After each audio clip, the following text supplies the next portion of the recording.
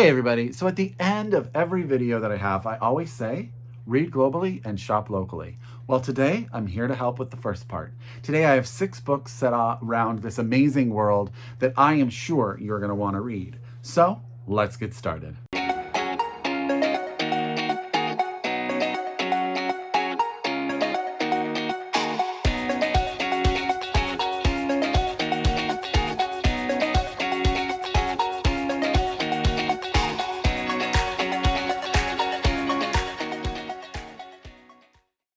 Hi everybody and welcome back to my channel. It's Russell with Ink and Paper Blog. How are you all doing today? As always, I hope you're happy, I hope you're healthy, I hope you're safe, and of course I hope you're reading an amazing book or 2 or 3 or 4. It's that weird time between winter and spring here in Northern California. It's cold, it's a little wet, it's a little gloomy, and I am traveling pretty much for work at least 2 weeks out of the month. So I'm not complaining though. I get to read in the airports, I get to listen to audiobooks, and I get to catch up. So that is absolutely fine by me. Well, you know, if you've been around my channel, I always encourage everyone to read globally, including myself. So today I thought I would help with 6 books that are coming out this year or have come out this year that I am sure you're going to want on your TBR that are set all around the wonderful world. So as always, get out your pen, get out your paper, get out your Goodreads, get out however you keep track of your TBR. If you are so able, please order these books from your local independent bookstores. You know, they love it, the authors love it, the publishers love it. And if not, and you're a library user, some of these books may not be on their regular order cycle, so, you know, encourage them to get them so you can get your hands on them as soon as possible. The first book out from New Directions that I want to tell you about is The Flowers of Buffoonery by Osaumu Dazai, translated from the Japanese by Sam Bett. This comes out in March of 2023. Set in a seaside sanitarium in Japan. It's the story of a young author who is there because he has had a failed suicide attempt. And it's about all of the family, friends, the people at the facility that come in, and all of sort of the humor and help and storytelling that goes into trying to help him recover. You have to imagine it's going to be rather funny with a title like The Flowers of Buffoonery. I'm hoping, because I love the title so much. So again, that's The Flowers of Buffoonery by Osaumu Dazai, out from New Directions, translated from the Japanese by Sam Bett. Hopefully I did a good job in explaining that one. And interestingly enough, we're gonna go to Italy, but we are also gonna deal with a novel that deals with mental health, and that is Everything Calls for Salvation by Daniele Mencarelli, translated from the Italian by Wendy Wheatley, out from Europa editions. This takes place in, I think, June 1994. It's like sort of autofiction about the author's real life. He wakes up in a hospital and sort of puts pieces together of a wild night before, and he has been placed in a mental health facility for a week. And the author sort of dives into that recovery and coming out of that dark space, and it's sort of like almost auto-fiction in a way. I have not heard of the author. He won the Youth Strega Prize. He's a few years older than me, so it was probably a few years ago, but I am super excited to read this. So Everything Calls for Salvation by Daniele Mencarelli, translated from the Italian by Wendy Wheatley. Yeah, I'm really interested. It'd be interested to read those 2 books back to back and see how they sort of connect and intertwine with one another. The next book I want to tell you about is another collection of short stories. We're going to Eastern Europe. It's also out from Europa, and that's Opium and Other Stories. I apologize. I'm not going to try to say this gentleman's name. I've really struggled. I listened, and for some reason I can't get it, and I do not want to butcher it.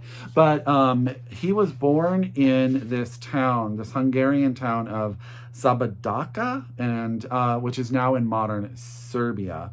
And tragically, right after World War I in 1999, he killed his wife and then himself. But the way that the book says is that he is like very well known as a writer in Eastern Europe. And I don't know much about him, but these stories, I love the way it describes them. It says, they vividly depict the dark impulses of the human psyche and the irrational lurking just beneath the surface of a seemingly rational society, teetering on the verge of the abyss. Set against the backdrop of Europe descending into the chaos of World War I, the stories possess clarity, insight, and at times are remarkable for their shock value.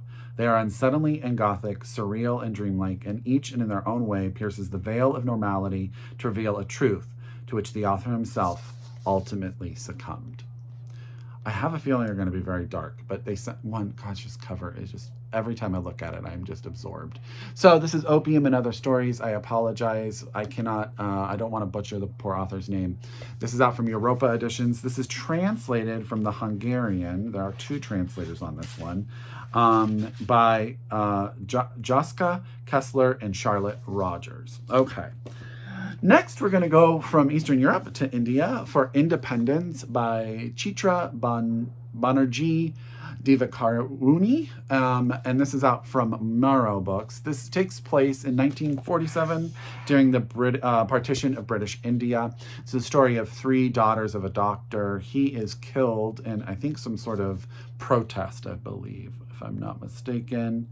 They live in a village in Bengal, and they're all 3 very, very different. And after their father dies, they all take very different reactions to what's going on, and their lives go in very different directions. So, I love a family story, and it's called Independence, 3 Sisters, Their Deep Bond, and the Struggle for India's Freedom by Chitra, Banerjee, Divakaruni, and this is out from Morrow Books. So, and the cover's quite beautiful too. Yeah, it almost has like this mystic look to it. I really, really love it. Okay, so so this was India, and now this book, we're going to be in India, but then the main character moves to Nepal. And so that is The Woman Who Climbed Trees by Smriti, Ravindra, and this is out from HarperVia. This comes out in, I want to say February, which is right around the corner. I'm keeping myself pretty closed on what I know about this one because I sort of want to absorb it as it comes along. But I do know it's the story of a young woman who gets married. She and her family live in India. She marries her husband very young, and he winds up moving her to his family in Nepal. And it's this idea of the adventure, the fear, the excitement of this new life and starting over and starting in this new world. And that's all I really want to know about it. I think it's going to be really fascinating. And I don't know if it tells me exactly. She's 14 when she gets married. And then, we go on. She encounters the confinement of her life set against the vastness of a nation on the verge of change. So, yeah, I don't know if I know the time period, but I am super excited about this HarperVia release of The Woman Who Climbed Trees by Smriti Ravindra, and this is out in March of 2023. February of 2023. So it's right around the corner, which is really crazy that we've already gotten through 1 month of 2023. So from Nepal in India, we are going to travel to Cairo, and that is Subic Lubeck by Deena, Mohamed. This is actually a graphic novel. I'll just open and see. I just think that there's something special about the art too. This is all I'm going to say about it because I'm trying really hard not to dive too deep into what the book is about. But it is about this unrecognizable kiosk. It's a kiosk that no one's really looking at that sells wishes in Cairo, and 3 wishes made by 3 different people, and how that all comes together, and all of their wishes sort of connect in some way, shape, or form. I don't want to know more than that. I sort of want to go on that journey on myself. But it's a big graphic novel, but I think the artwork is just so beautiful, and there's like color and black and white. I'm totally bought in. So again, that's Subic Lubeck by Deena, Mohamed, and this is out from Pantheon Books, and it is out now. I believe it came out on the 10th of January, so you can get your hands on it as we speak. So I'm going to try to get this stack of books. I hope I did an okay job. I apologize for any mispronunciations or if I missed anything, but I think all of these books sound amazing. So as always, I encourage you to read globally, shop locally. If you are a return subscriber to my channel, I could not do this without you. I thank you so very, very much. If you are new to my channel, I hope you hit subscribe. I hope you come along for the ride. As always, I'm always reading. And until next time, I wish you happy reading. Bye, everyone.